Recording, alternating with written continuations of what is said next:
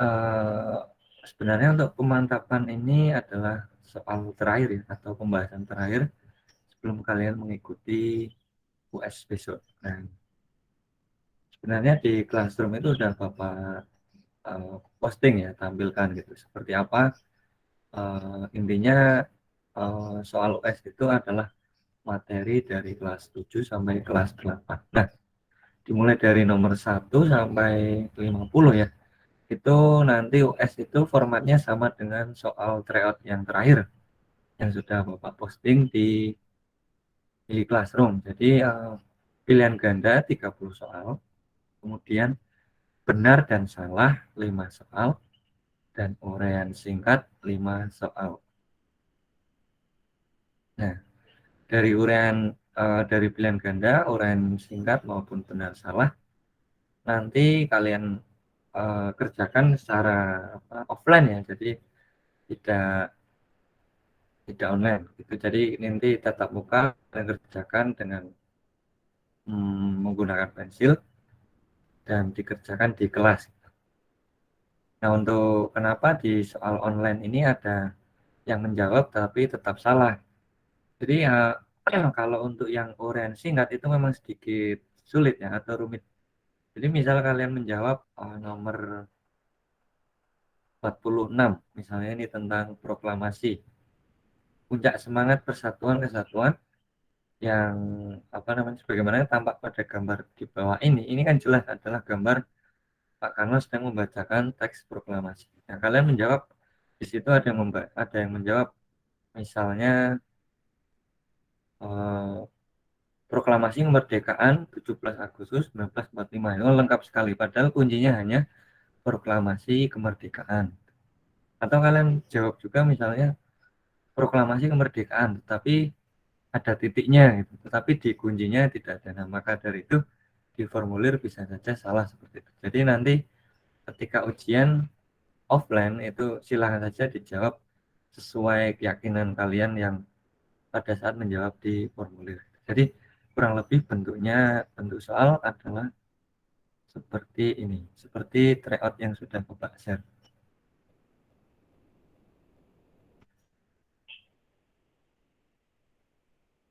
Oke, kita bahas satu-satu ya. Dari nomor 1 sampai 50.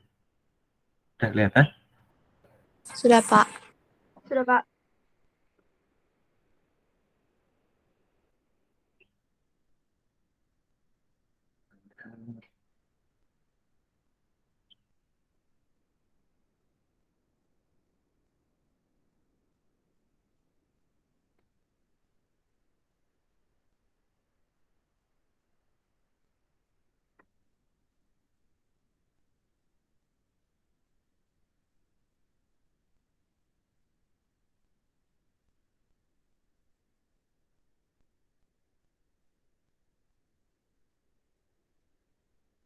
Oke, kita ke nomor 1.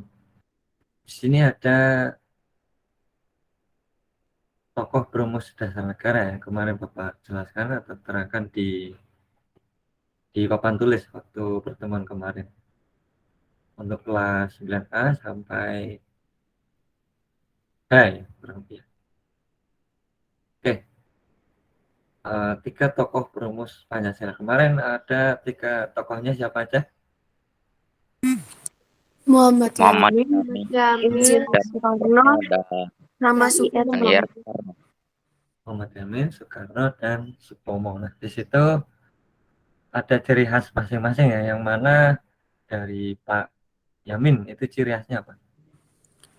Dari rumusan dasar negaranya. Pari-pari, Iya, Peri-peri. peri-peri. Terus dari Pak Karno, internasionalisme dan perikemanusiaan. iya, internasionalisme atau peri kemanusiaan. Kemudian Pak Supomo, keseimbangan lahir dan batin. Oke, pertanyaan di sini, perbedaan rumusan ketiga tokoh perumus Pancasila di bawah ini. Perbedaannya, kalau dicari perbedaan, pastinya dari rumusannya udah beda-beda ya, benar nggak? dari rumusannya udah berbeda, otomatis dari rumusan itu adalah mewakilkan pandangan masing-masing tokoh. Misalnya dari Pak Soekarno memunculkan internasionalisme, ya kan? Kemudian Pak Supomo menekankan keseimbangan lahir batin. Kemudian Pak Yamin eh, menekankan pada peri kebangsaan. Nah, itu bisa dilihat dari situ, dari bedanya dari pandangannya. Jadi jawabannya apa? Alfa. Alfa, Iya, perbedaan pandangan dari para pendiri negara dalam memaknai betul. Pancasila. Ya, perbedaan pandangan dari para pendiri negara. Jawabannya alfa. Kalau yang kedua, memiliki jumlah sila yang berbeda. Tidak ya, semuanya memiliki 5 sila yang diusulkan oleh masing-masing tokoh. Dan memiliki jiwa semangat cinta tanah air. Sama ya, ini bukan perbedaan tapi persamaan. Kemudian yang D, memiliki isi materi yang sama, meliputi ketuhanan, pasti ya, ketuhanan, kemanusiaan, persatuan, dan kerakyatan, dan keadilan. Oke, sampai sini Pak. Paham, Pak. Oke, Pak lanjut ya.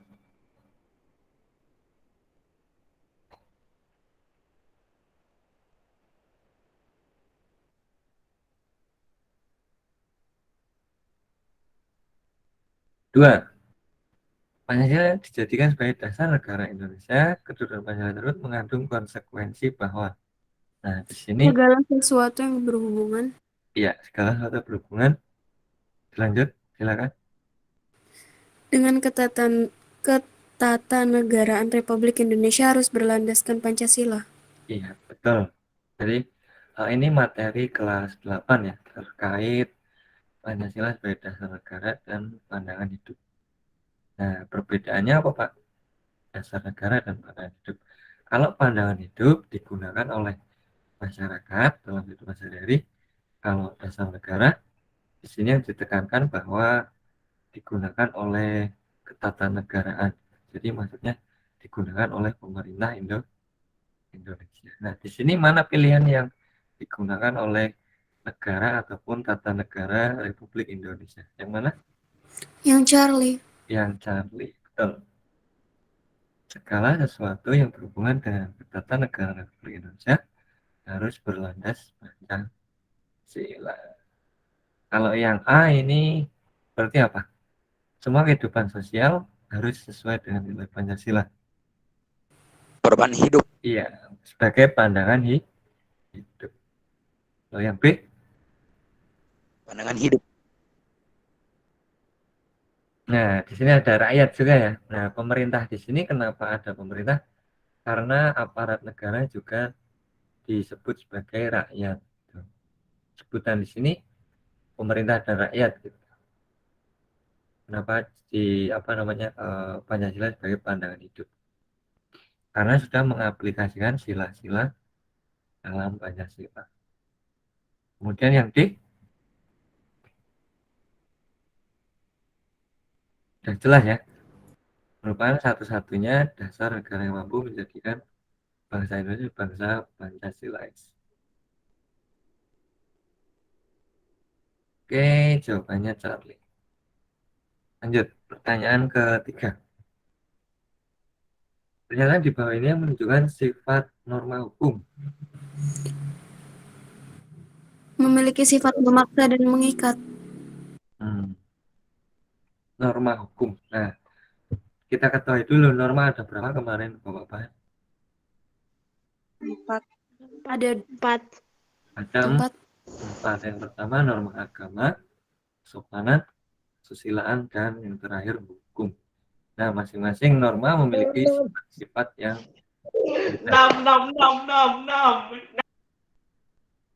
masing-masing norma memiliki sifat-sifat yang berbeda. Salah satunya ya sifat dari norma hukum. Sifatnya salah satunya yaitu memaksa dan mengikat. Maksudnya apa Pak di sini? Memaksa seluruh rakyat yang mematuhi norma tersebut.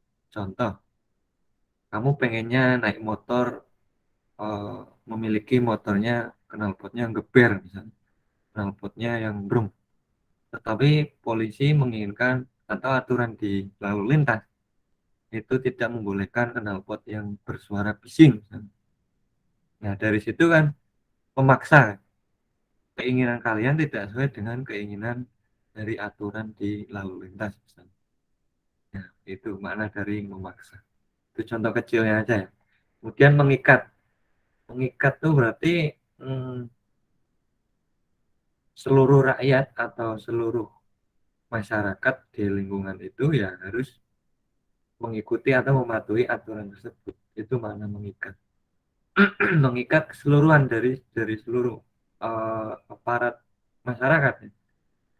Tidak selalu misalnya pedagang atau kalian anak-anak pelajar gitu. Ya seluruhnya termasuk penghuni dari lingkungan masyarakat tersebut. Jadi sifatnya dari norma hukum adalah memaksa dan Mengikat. mengikat. Nah, kalau yang pilihan A dilaksanakan secara lokal, padahal hukum kan universal ya, mulai dari bawah sampai atas. Kalau secara lokal aja itu namanya apa? Hukum adat. Nggak tahu, Pak. Iya, hukum adat, betul. Jadi hanya lingkungan adat sekitar aja. Contoh adat Dayak, ketika nikah harus menyiapkan misalnya hewan-hewan tertentu gitu, atau yang menjadi syarat untuk pernikahan. Misalnya alat musik apa yang harus disiapkan oleh calon. Yang tidak berlaku ke seluruh masyarakat Kutai Timur yang selain Dayak. Jadi hanya masyarakat Dayak. Jadi adanya hukum hukum adat Dayak. Kemudian C, sanksi berupa denda secara maksimal. Itu tidak tepat juga ya, karena ada juga ketentuan minimal dan maksimal dalam norma hukum. Oh, sorry. Jadi sanksi berupa denda secara maksimal itu adalah sanksi ya, bukan sifat. Kalau sanksi kemarin Bapak jelaskan, sanksi agama berupa apa? Sanksi norma agama berupa Dosa. Dosa. Dosa. kemudian sanksi norma kesopanan Dikucilkan. dikucilkan, kesusilaan, perasaan bersalah dari pelakunya. Oke, jadi jawabannya Bravo, memiliki sifat memaksa dan mengikat. Soal selanjutnya, ketaatan norma hukum dalam norma dan norma kesusilaan secara berurutan. Contoh norma hukum dan norma kesusilaan secara urut. Yang mana? 2 dan 3. 2 dan 3. 1 dan Benar 2. atau salah? 1 dan 2. 1 dan 2. Soal nomor 3. Nah,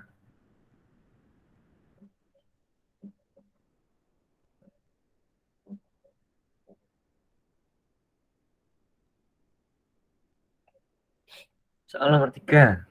Niko memiliki SIM sehingga diperbolehkan ayahnya berkendara saat bersekolah. Ini norma apa ya? Hukum. Norma hukum.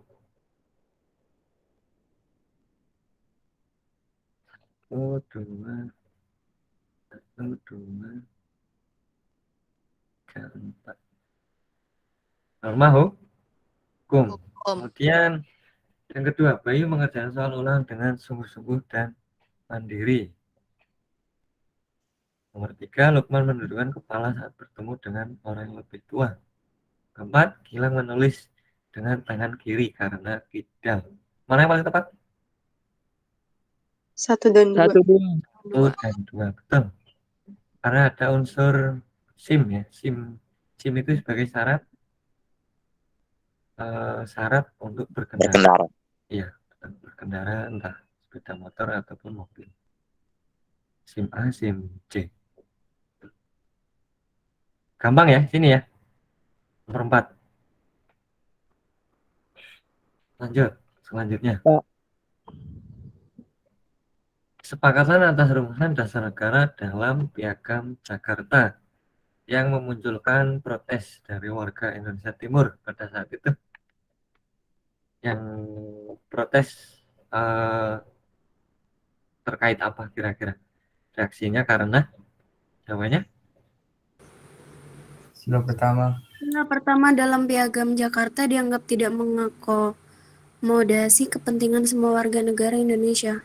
iya betul ya. Jadi tidak mengakomodasi seluruh kepentingan warga Indonesia. Padahal warga Indonesia itu terdiri dari beberapa agama, tetapi dalam Piagam Jakarta dituliskan di situ apa yang mencolok di situ adalah sila pertama, yaitu ketuhanan yang kewajiban menjalankan syariat Islam Islam bagi pemeluk-pemeluknya. diganti dengan ketuhanan yang Maha Esa. Jawabannya C. Gampang sekali ya. Iya, Pak. Lanjut. Pak Taufik menjadi guru PPKN di Kalimantan atau perbatasan Kalimantan. Dan istrinya membuka pertokoan besar. Taufik berasal dari Jawa, istrinya berasal dari Kalimantan. Setiap hari harus menghadapi siswa dari berbagai daerah. Ada yang berasal dari asli Kalimantan, ada yang dari Malaysia, ada pula dari daerah lain. Mereka memiliki fisik yang beragam. Ada yang berambut keriting, berkulit sawo, matang, ada laki-laki dan perempuan. Berdasarkan cerita tersebut, keragaman ras ditunjukkan oleh kalimat ini materi kelas 7 semester 2. Siswa Pak Taufik ada yang berambut keriting dan berkulit sawo matang. Betul ya. Jadi siswa Pak Taufik yang ada berambut keriting dan berkulit sawo matang itu merupakan ciri-ciri ras. Selain berambut keriting, ada ciri ras lain misalnya. Berambut apa? Kalau dari daerah Sumatera, kira-kira berambut apa?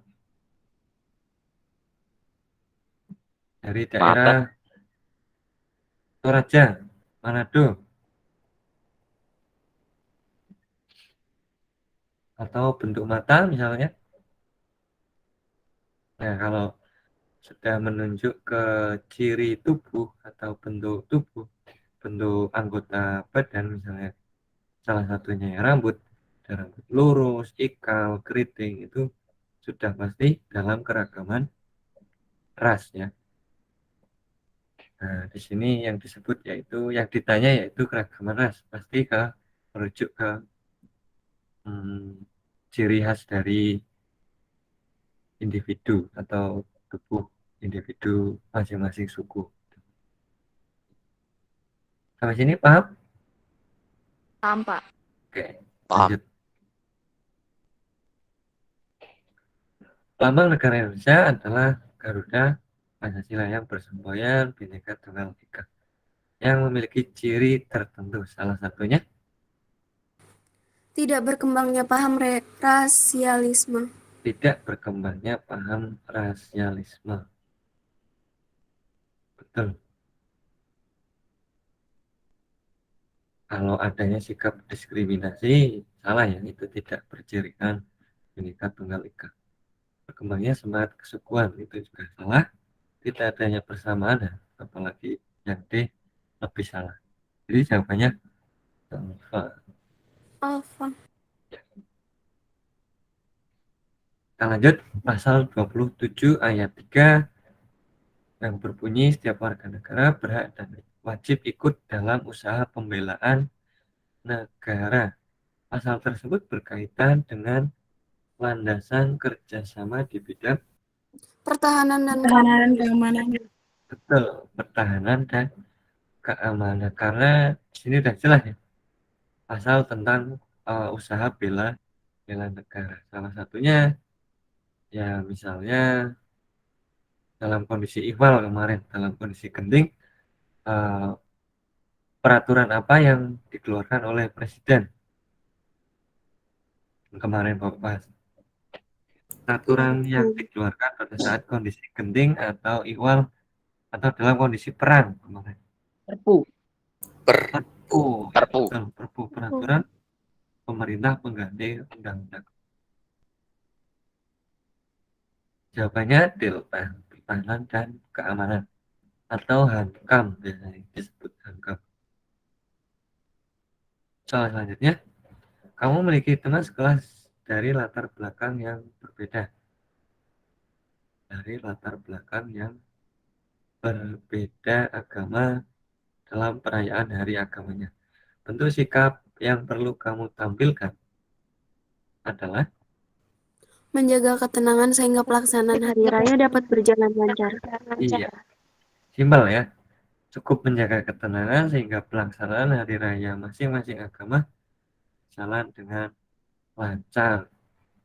Kalau di Bali misalnya ketika umat Hindu merayakan Nyepi, berarti yang Muslim untuk ibadahnya yang setiap misalnya pada hari normal dilakukan azan dengan memakai mikrofon.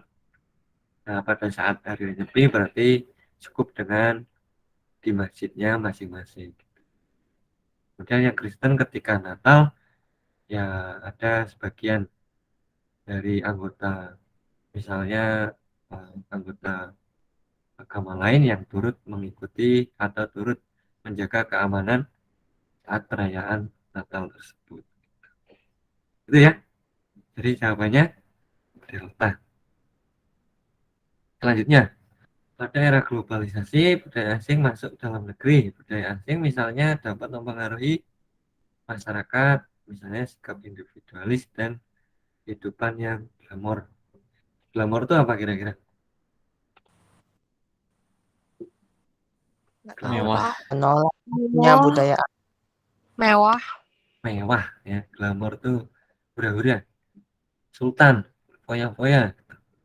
Nah, sikap yang sebaiknya ditunjukkan oleh kalian sebagai warga masyarakat Indonesia adalah Menolak masuknya budaya asing. ya ini sebagai sebenarnya perdebatan ya, entah budaya asing yang mana gitu. Nah, kalau dilihat dari soalnya ini kan individualis dan hidup glamor sangat bertentangan dengan apa namanya nilai-nilai dari masyarakat Indonesia itu sendiri.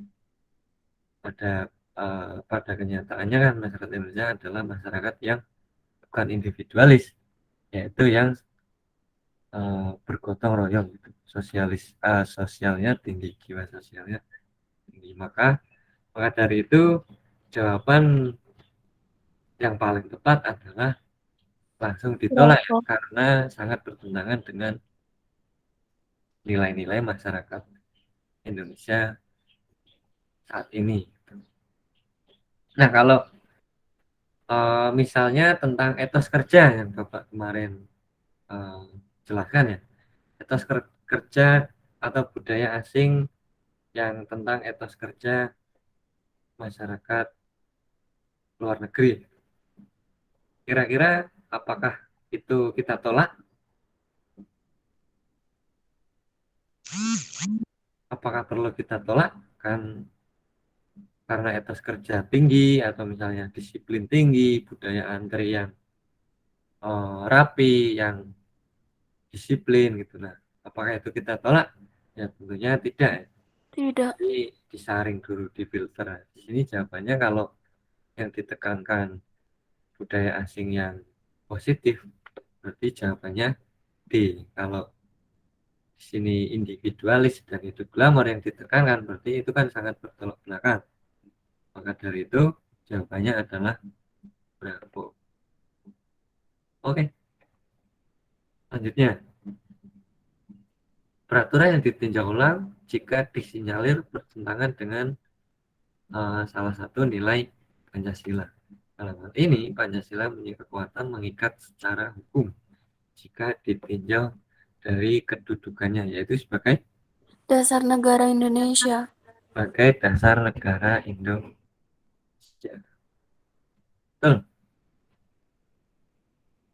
karena di sini sudah jelas ya mengikat secara hukum, berarti kan digunakan oleh pemerintah Republik Indonesia. Yang membuat peraturan atau yang membuat undang-undang adalah lembaga negara yang membuat undang-undang. Siapa?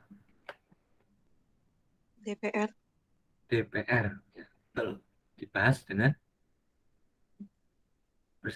bersama dengan Presiden. presiden. Presiden. Oke, kita lanjut. Perilaku pada gambar di bawah ini yang menunjukkan Pancasila sebagai dasar negara dan pandangan hidup. Perilaku apa ini?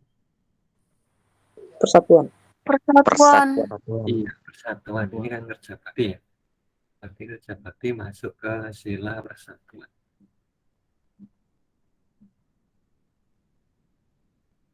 Oke, kita lanjut. Undang-undang lazimnya bersifat luhur dan kekal. Oleh karena itu, perubahan terhadap undang-undang harus melalui prosedur yang berat. Ini maksudnya di sini undang-undang dasar ya, bukan undang-undang dalam pasal per pasal. Nah, maksud dari pernyataan tersebut adalah Perubahan terhadap Undang-Undang Dasar tidak sama dengan perubahan terhadap peraturan di bawah Undang-Undang Dasar. Bravo. bravo, Alpha. yang mana? Delta. Bravo, Pak. Ini nomor berapa? Coba. Nomor berapa Nggak ya? tahu.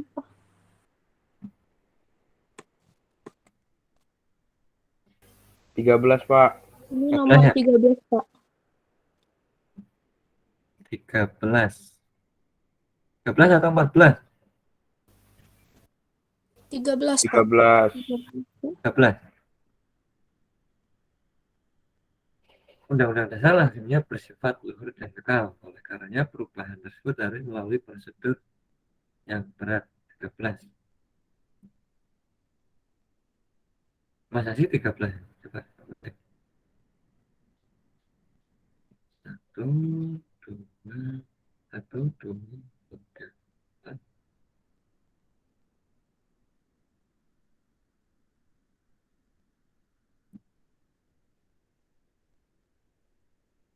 Iya, Pak, nomor 13, Pak. 11. Oke, jawabannya benar ya. Bravo. Perubahan terhadap undang-undang tidak sama dengan perubahan atau peraturan di bawah undang-undang dasar. Ya. Oke, yang tadi Bapak jelaskan, jadi peraturan di bawah undang-undang dasar, salah satunya ya, per atau P? Perpu. Iya, perpu, perpres, ya, itu semua sangat mudah diubah, beda dengan undang-undang dasar. Salah satu yang terkini yang dilakukan oleh demo mahasiswa di Jakarta terkait apa itu? Menentang peraturan apa itu? Presiden Iya, 3 tentang periode. jabatan presiden yang ingin diubah menjadi 3 periode. Ya, kalau diubah lagi berarti jadi berapa jabatannya? Berapa tahun? Jadi 15 lah, tahun 5, terus 5 lagi. 13, sekarang ke nomor 14.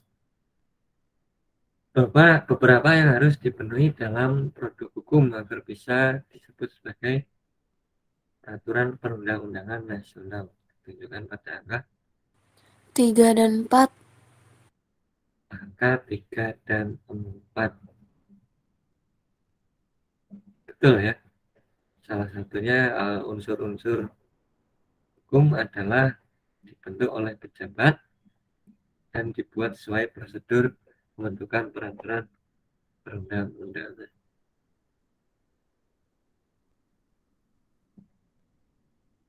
15. Wacana tersebut menunjukkan sikap yang dibutuhkan untuk mendukung konstitusi. Yang mana? Menyadari adanya perbedaan. Menyadari adanya perbedaan. Ya, dilihat dari teksnya berarti ini terkait keragaman ya, atau beragaman di Indonesia. Agar tidak terjadi divide it impera, terpecah belah. 16. Asas peraturan perundangan yang sesuai dengan informasi di bawah ini. Ini terkait undang-undang teknologi informasi dan teknologi pada tahun 2008 terkait medsos ya, yang berujung dengan penjara. Asasnya apa? Hukum tidak berlaku surut. Hukum tidak berlaku surut. Hukum tidak berlaku surut.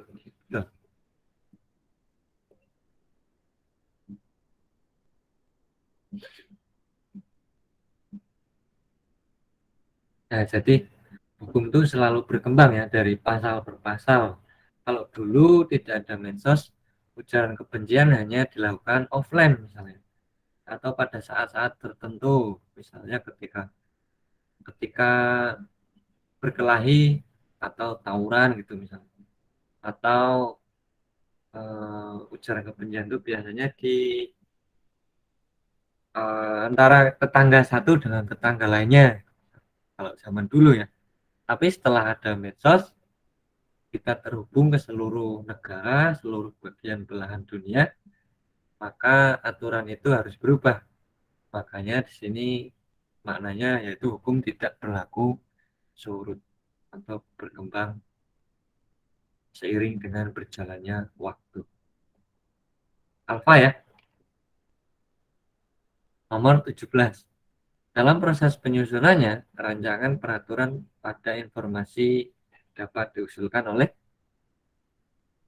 informasi ini terkait pembuatan undang-undang ya. Di sini yang mengusulkan ialah DPRD kabupaten atau kota atau bupati atau wali kota. betul. Gampang sekali ya. Dilihat dari kalimat pertama. DPRD Kabupaten Magelang menyampaikan rancangan raperda. Rancangan peraturan daerah terkait pelaksanaan penghormatan, perlindungan dan pemenuhan hak penyandang disabilitas. Oke, DPRD Kabupaten, Kota atau Wali Kota.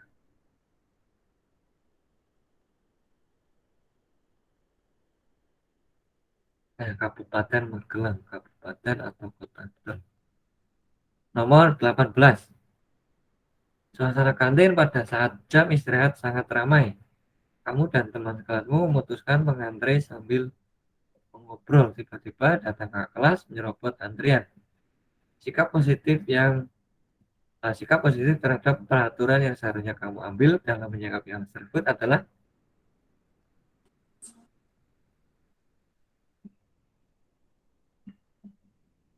ini nomor berapa tadi?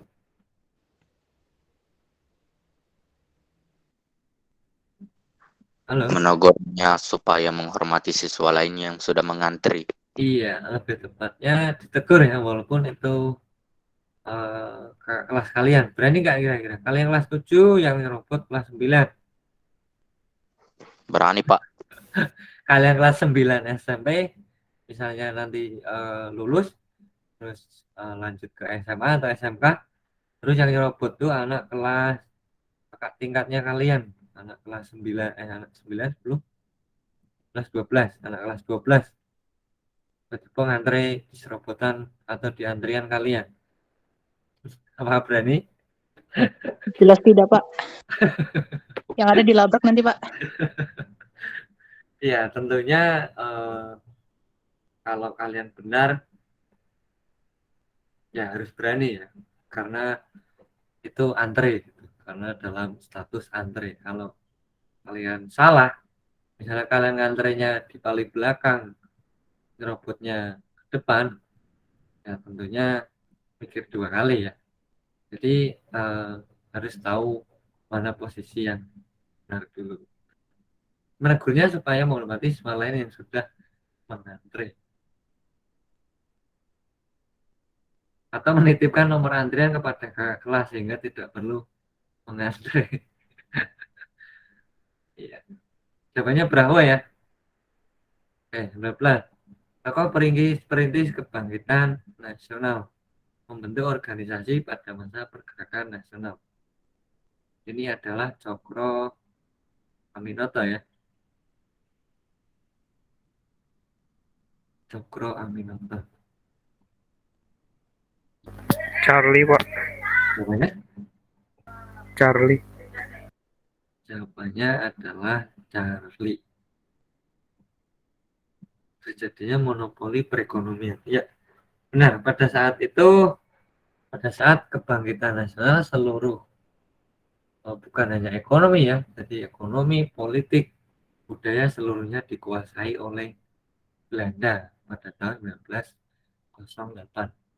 Nah, organisasi yang menonjol pada saat itu atau yang muncul pertama kali sebagai perintis kebangkitan nasional adalah bernama yang diprakarsai oleh Dr. Sutomo, yaitu Budi Utomo. Salah satunya di sini ada anggotanya yaitu Cokro Aminoto. HOS titik Cokro Aminoto. Makanya terjadinya monopoli perekonomian oleh penjajah.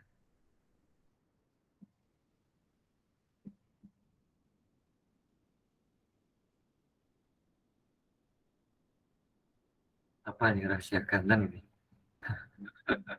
Nggak pakai ya PPSBID, malah pakai email pribadi. Oke, lanjut. Nomor 21. Melihat keadaan bangsa Indonesia sedang mengalami penjajahan, mendorong tokoh-tokoh cendekiawan Indonesia mendirikan berbagai organisasi pergerakan nasional. Sikap yang telah ditunjukkan oleh para cendekiawan yang dapat kamu terapkan dalam sehari-hari. Tampak dalam pernyataan.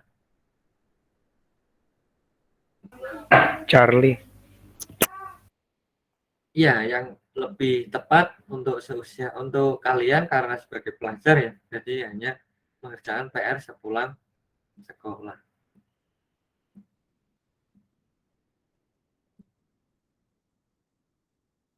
Ini rancu juga dengan pertanyaan.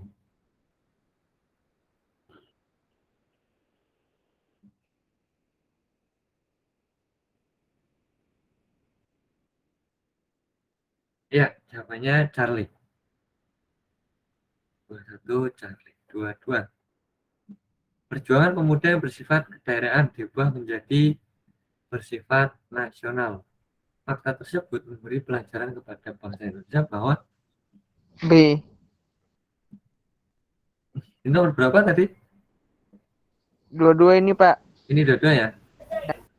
Perjuangan pemuda bersifat kedaerahan diubah menjadi nasional. Fakta tersebut memberikan pelajaran kepada bangsa Indonesia bahwa sikap egois harus dikesampingkan demi keberhasilan perjuangan tingkat lokal. Salah ya, caranya tingkat nasional. Persatuan sangat penting dalam mewujudkan tujuan nasional. Betul.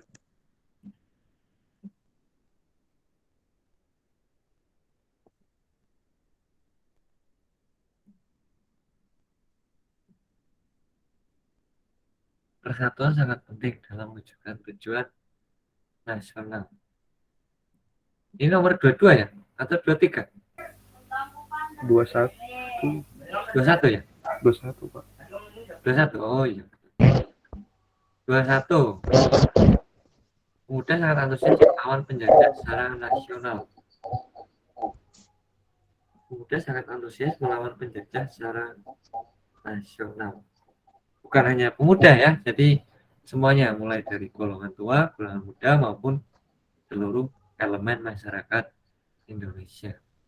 Perjuangan harus dilakukan untuk kepentingan bangsa dan negara. Pernyataan di sini terkait pemuda yang bersifat kedaerahan. Jadi ini Sumpah Pemuda ya, menjadi bersifat nasional. Seperti dalam esensi dalam Sumpah Pemuda itu yaitu persatuan dan kesatuan, karena seluruh pemuda di Indonesia mulai dari Jong Sumatera, Jong Borneo, Jong Celebes, Jong Java maupun Jong Maluku seluruhnya bersatu untuk mengadakan perlawanan terhadap penjajah secara nasional. Jadi jawabannya Bravo. Kedua, terkait dengan beragam masalah kebangsaan, sikap dan tindakan yang harus ditunjukkan oleh generasi muda adalah ini masalah bukan religius, iya, masalah terkait narkoba, degradasi moral, individualisme, dan penyalahgunaan gadget.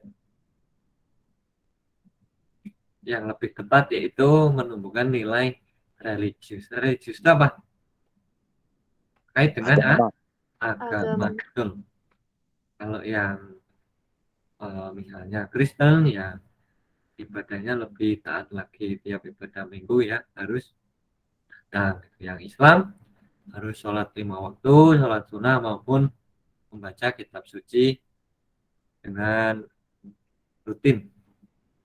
Yang Hindu demikian juga yang Hindu ibadah secara rutin. Oke. 23. 24, Pak. Oh, 24 ya. Sorry. Iya. Pancasila sebagai pandangan hidup menunjukkan bahwa semua kegiatan kemasyarakatan hendaknya sesuai dengan nilai Pancasila.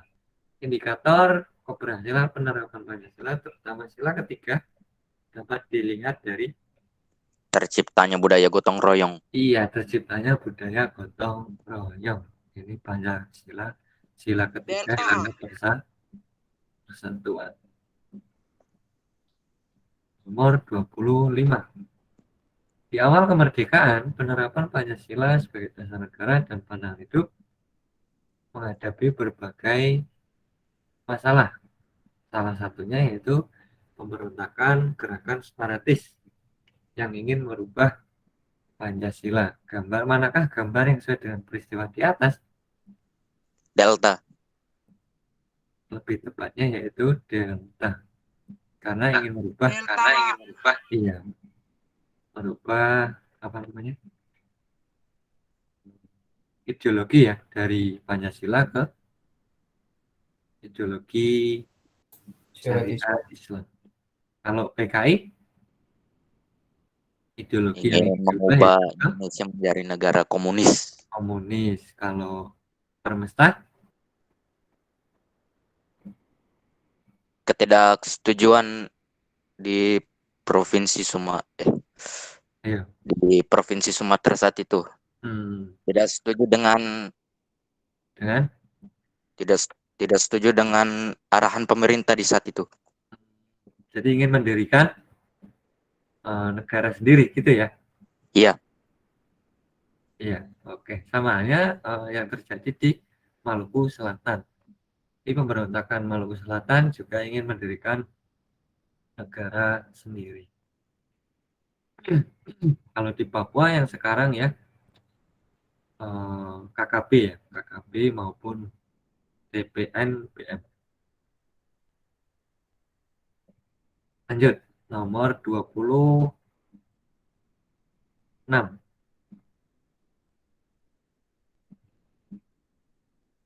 Nomor berapa? 25. 26, Pak. 26.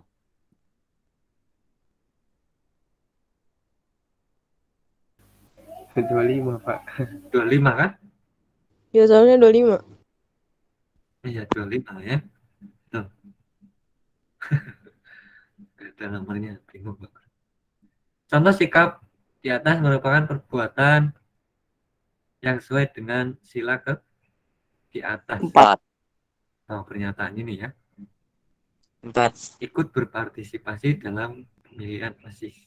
Turut serta bakal calon OSIS ya, sila ke-4.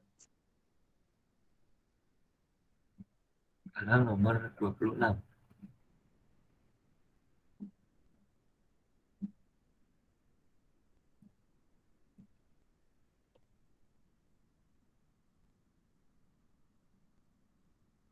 Apabila contoh penerapan ideal Pancasila disusun sesuai hierarki atau tata urutan nilai-nilai Pancasila, susun yang tepat ialah yang pertama pastinya sila ketuhanan. Mana yang merupakan sila ketuhanan? Saling hormat 3. menghormati di antara umat beragama. Iya, 3. nomor 3, saling menghormati di antara umat beragama. Langsung aja pilih. Mana yang ada nomor 3? Oh, ini Oke. langsung. Nggak usah pedulikan yang lainnya. Lanjut. Dinamika penerapan ideal Pancasila yang sesuai dengan nilai-nilai Pancasila. Jaminan pemerintah terkait penjabaran sila kemanusiaan ditunjukkan oleh ketentuan pada pernyataan. Fakir Ini. miskin dan anak-anak yang terlantar dipelihara oleh negara serta negara mengembangkan sistem jaminan sosial bagi seluruh rakyat. Delta. Iya, delta ya. Ini di soal kemarin juga ada yang Bapak bahas ya.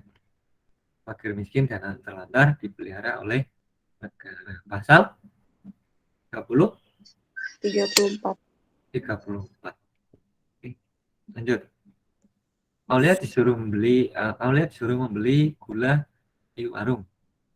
Disuruh ibunya membeli gula di warung. Uang untuk membeli gula itu ada kelebihan 5.000. Dan sekembalinya dari warung, Aulia melihat ibunya sedang di ruang tamu bersama tamu yang bertamu. Apa yang harus dilakukan Aulia? Masuk ke rumah, memberi salam, menyerahkan uang kembalian, dan gula yang dibelinya langsung ikut berbincang. Menyerahkan gula pesanan ibunya dan uang kembalian langsung ikut duduk bersama di ruang tamu. Padahal yang bertamu itu adalah misalnya Bapak Kepala Desa dan Pak RT.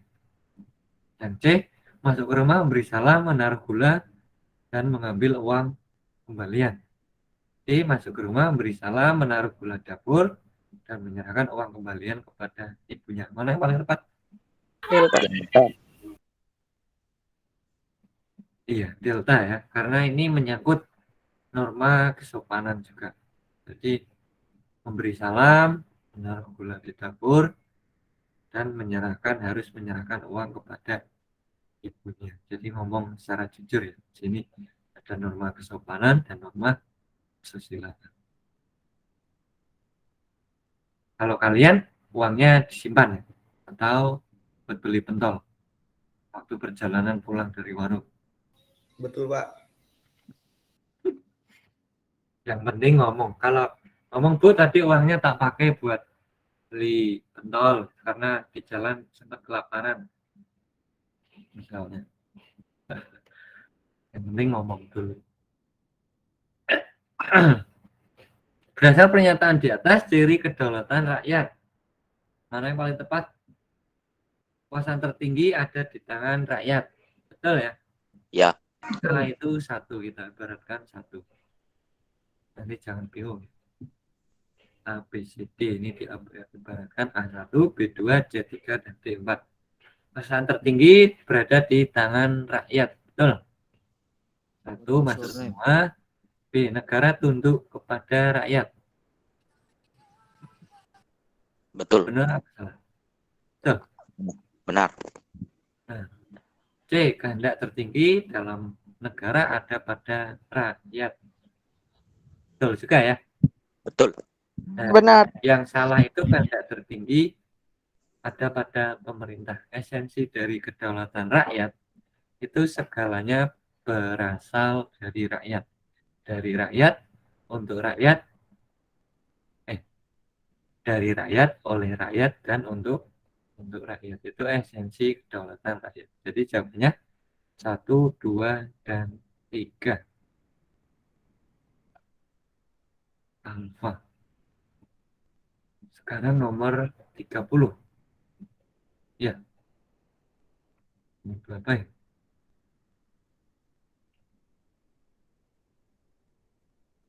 Nomor selanjutnya.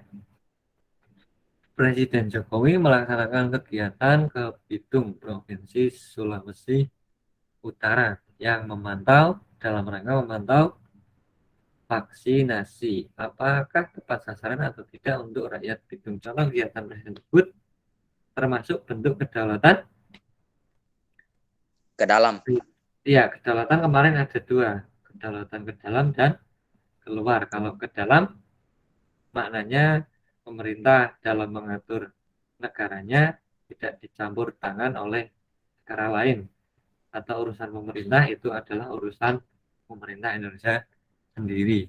Kalau kedaulatan keluar, urusan pemerintah dengan negara-negara lain, misalnya terkait kerjasama ataupun dalam rangka pembuatan pesawat, misalnya pesawat militer. Nah, contoh program yang merupakan kedaulatan, contoh program di sini yaitu kedaulatan ke dalam. Apa? Lanjut. Nomor selanjutnya, dari data di atas, yang mempunyai kekuasaan eksekutif. Dalam pemerintahan itu ada eksekutif, legislatif, dan yudikatif. Ini materi kelas 8 ya. Eksekutif, legislatif, dan yudikatif. Yang ditanyakan eksekutif. Siapakah aja mereka? 1, 3, 5, 6. 1, 3, 5, 6. Betul, karena DPR di sini adalah lembaga legislatif, kemudian MPR juga lembaga legislatif. Nah, yudikatifnya siapa, Pak? Yudikatifnya yaitu MA, MK, maupun KY. Bagian-bagian hukum itu adalah yudikatif, legislatif pembuat undang-undang, dan eksekutif adalah yang pelaksanaan undang-undang. Presiden, gubernur, bupati, dan wali kota, termasuk Pak Kepala Desa dan Pak RT. 1, 3, 5, dan 6.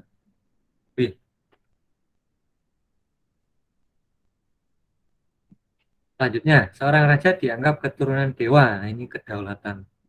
Sudah jelas ya, kedaulatan raja atau kedaulatan Tuhan. Kita cari tahu dulu. Seorang raja dianggap keturunan dewa, sehingga kuasaan negara yang bersifat mutlak dan suci. Raja yang memerintah selalu benar dan tidak mungkin salah. Pandangan tersebut merupakan pernyataan dari teori kedaulatan Raja. raja, Tuhan, rakyat, hukum. Raja. Mana yang paling tepat? Raja. Raja. Ini nomor berapa? 31 atau 30? Ini nomor yang ke-33, Pak. 33? 32. 32. 32, Pak. 33. 32, Pak. Iya, 32. Raja dianggap keturunan dewa. Nah, kalau dalam mitologi zaman dulu ya, dewa itu kan dianggap kekuasaan tertinggi dalam kehidupan ya. Nah, kenapa orang-orang dulu lebih nurut terhadap pemimpinnya? Karena menganggap raja itu adalah keturunan dewa, atau segala aturan yang dibuat raja itu merupakan perintah dari dewa atau Tuhannya. Nah, berarti kedaulatan yang paling tepat di sini adalah kedaulatan Tuhan, karena kedaulatan raja ini lebih tepatnya muncul setelah kedaulatan Tuhan itu sendiri. Maka jawabannya adalah kedaulatan Pak, Tuhan. kalau yang di buku PKN halaman 52 jawabannya apa? Iya kan? Berarti teori Karena kedaulatan ini Pengertian kedaulatan raja apa? Dibacakan, coba. Teori ini merupakan penjabaran dari teori kedaulatan Tuhan. Kekuasaan tertinggi terletak di tangan keturunan raja. Raja dianggap keturunan dewa atau wakil Tuhan di bumi yang mendapat Oke. kekuasaan langsung. Kalau Dan kedaulatan Tuhan, teori ini mengemukakan bahwa kekuasaan tertinggi dalam negara berasal dari Tuhan. Penguasa mendapat kekuasaan tertinggi dari Tuhan. Kehendak Tuhan menjamah ke dalam diri raja atau penguasa. karena tadi yang secara garis besar dalam kedaulatan raja yaitu keturunan dewa ya, Iya, keturunan dewa. keturunan Tuhan. Berarti apa ya? Oke, berarti Kalau berasal dari buku, iya Pak. kedaulatan raja. Sehingga kebenaran raja, pemerintah selalu benar dan tidak mungkin salah. Kedaulatan raja, fix. Selanjutnya, tari Brondang adalah tarian suku Dayak yang ditampilkan untuk meluhurkan nenek moyang. Mana kira-kira suku Dayak? A. ABCD. Alfa. Alfa. Kalau B, tari apa nih? Tari piring. Piring. Tari saman. Tari piring. Kalau C, Saman. tari saman. D, gamelan. Daimon. Oke, jawabannya alfa ya. Tari burung. Enggak. Beragam suku di Indonesia membuat beragam pula rumah adat masing-masing. Contoh rumah adat suku Minang. Early. C. Betul. Kalau yang D, suku apa nih? Papua. Papua. Honai ya. Lanjut. Beragam sosial pada masyarakat melahirkan bermacam-macam status sosial karena manusia tidak dapat hidup sendiri tanpa bantuan orang lain. Hal tersebut dapat jelas bahwa manusia adalah sebagai makhluk sosial. sosial. Gampang sekali. Sosial. Lanjut, untuk menghindari konflik antar agama di masyarakat, kita dapat melakukan upaya preventif dan represif. Preventif dapat dilakukan dengan cara preventif itu pencegahan. Dilakukan dengan cara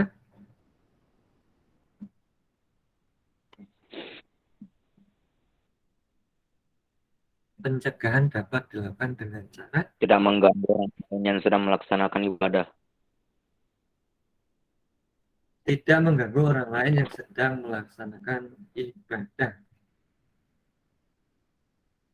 Bergaul dengan teman, berusaha meningkatkan keimanan, memaafkan kesalahan di berbuat saudara sebangsa.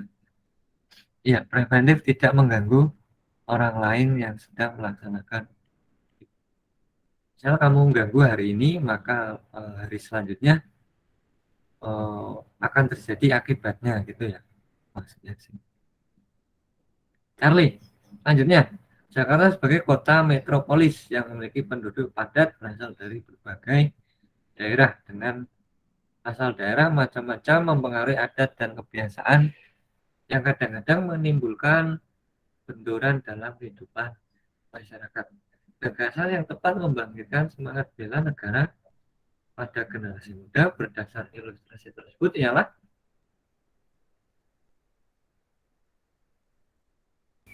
Mengedepankan sikap toleransi dalam mengedepankan sikap bermasyarakat. toleransi dalam masyarakat.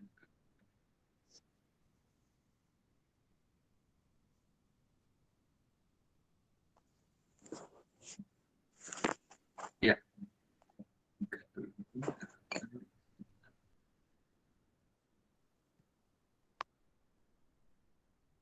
Sekarang nomor 3.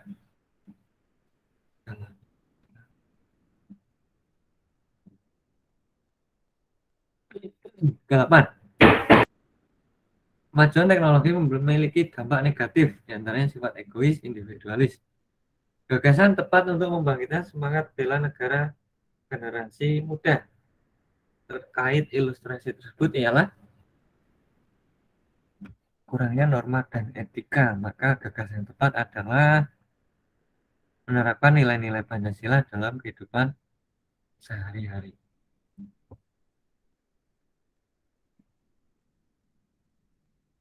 Oke, kita lanjut. Insiden bendera di Surabaya tanggal 19 September 45. Ini Hotel Yamato ya. Hotel Yamato yang pada saat itu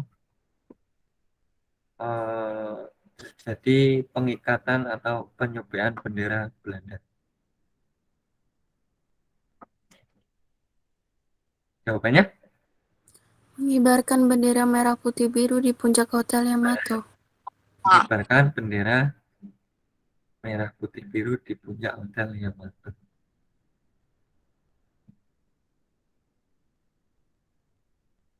Karena pada saat itu yang mengibarkan Belanda, kemudian tokoh dari rakyat Surabaya naik ke atas puncak atau tiangnya itu, kemudian menyobek benderanya menjadi merah putih. Karena bendera Belanda adalah merah putih biru. 40. Apa upaya paling efektif untuk mencegah penyalahgunaan narkoba pada anak-anak? Pada teks berikut. Yang paling tepat ialah Melalui pendidikan keluarga, orang tua melalui diharapkan pendidikan untuk keluarga, orang mengawasi tua, dan dapat dan mendidik anaknya untuk selalu menjauhi narkoba. Oke. Delta.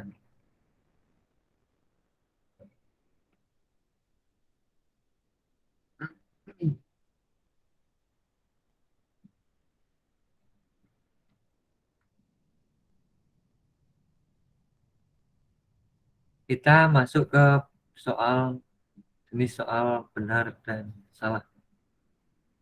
Pancasila sebagai pandangan hidup berfungsi sebagai kerangka acuan untuk menata kehidupan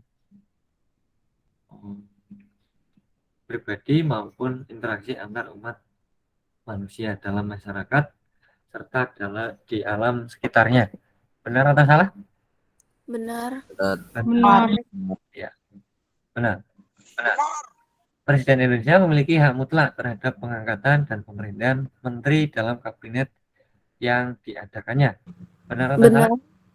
Benar, karena presiden mengangkat dan memberhentikan menterinya. Di Indonesia, presiden merupakan kekuasaan eksekutif, yaitu sebagai pelaksana utama negara sekaligus roda pemerintahan. DPR merupakan kekuasaan legislatif yang memiliki fungsi legislasi, yaitu membuat undang-undang, fungsi anggaran, dan pengawasan.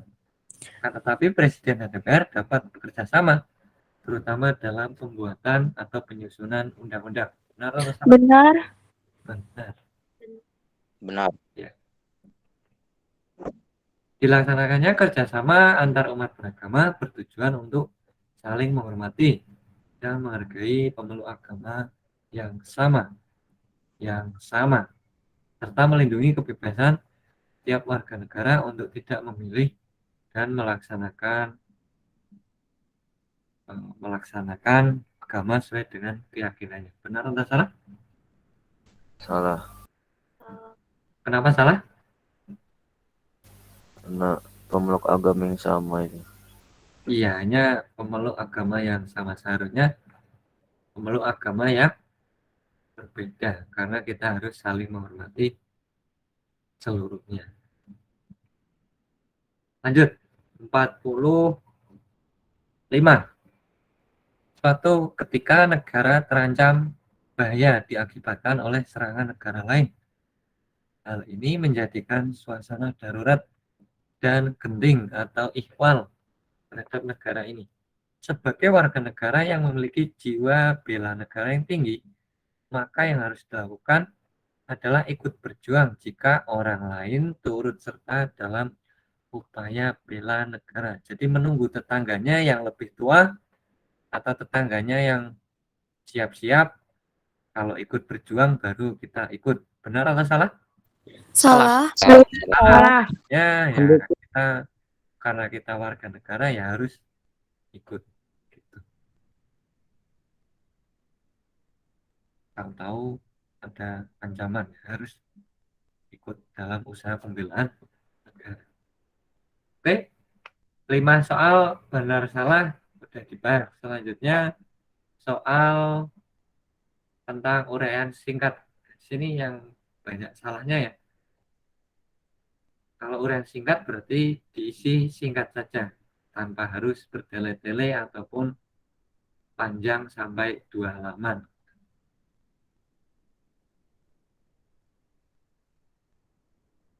Farhan. Oke, silakan. Mau tanya Farhan? Kepencet, Pak. Oh, kepencet. Oke. Atau yang lain mau tanya, Satrio?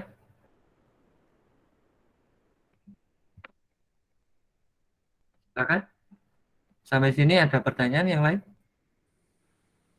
Tidak ada, Pak. Tidak ada? Nggak ada, Pak. Oke. Ayo, Pak, diselesaikan, Pak. Lanjut, Pak. Mau buka, Lanjut ya. Pak. Oh ya, mau buka.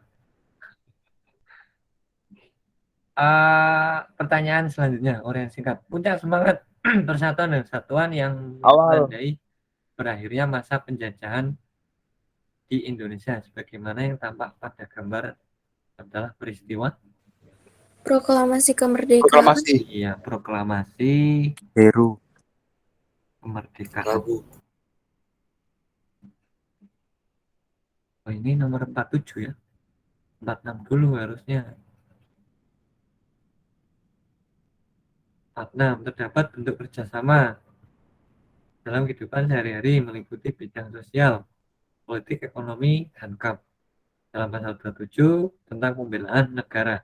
Pasal tersebut berkaitan dengan kerjasama di bidang Pertahanan dan keamanan. Adri.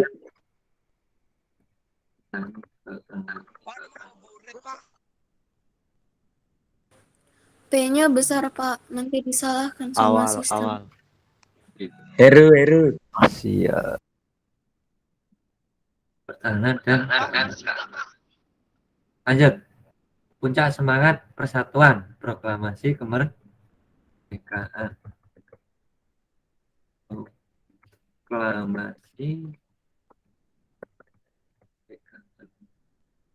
Ikrar Sumpah Pemuda dalam aspek suatu bangsa menyatakan bahwa keberagaman Indonesia harus dikelola secara baik dengan berlandas semboyan Bhinneka Tunggal Ika. Bhinneka Tunggal Ika. Adri. Janggo. Ayo, Pak, lanjutkan, Pak. Mau buka, Pak. Iya, ini Iya, Pak. Pak, ini mau bobo, Pak. N-nya 2, Pak. Doko diam. Doku. Awaludin. Diam, itu.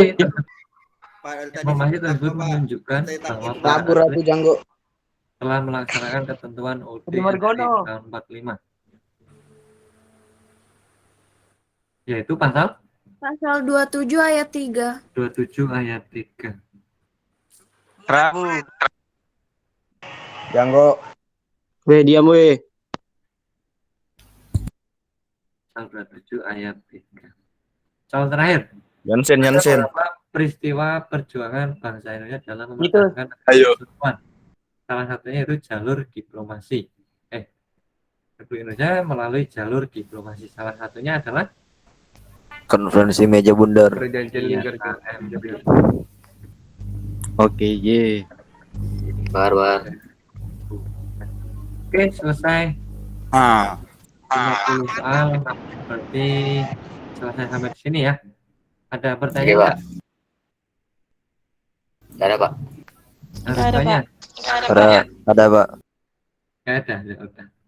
Oke, berarti itu aja dari Bapak ya. Meet kali ini, Oke, Pak. percakapan kali ini kita tutup dengan mengucapkan selamat menempuh ujian sekolah besok. Semoga hasilnya memuaskan. Amin. Oke, itu aja dari Bapak. Selamat sore. Wassalamualaikum Janggo. wabarakatuh. Waalaikumsalam warahmatullahi Hadi.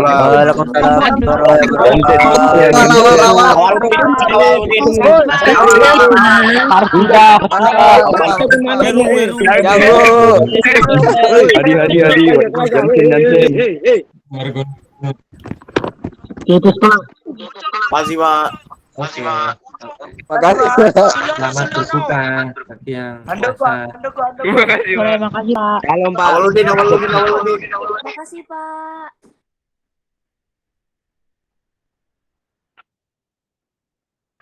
Makasih Pak. Oke, sama-sama. Ya, makasih banyak Pak. Sama-sama, Ustaz. Ayo Pak, cari takjil Pak. Ya? Cari takjil Pak. Ayo nyari takjil. Di mana? Sangat lama banyak Pak. Di mana? Sangat lama. Sangat lama. Tak meluncur ke sana, Gus. Ya kelar dulu ya Pak. Makasih Pak.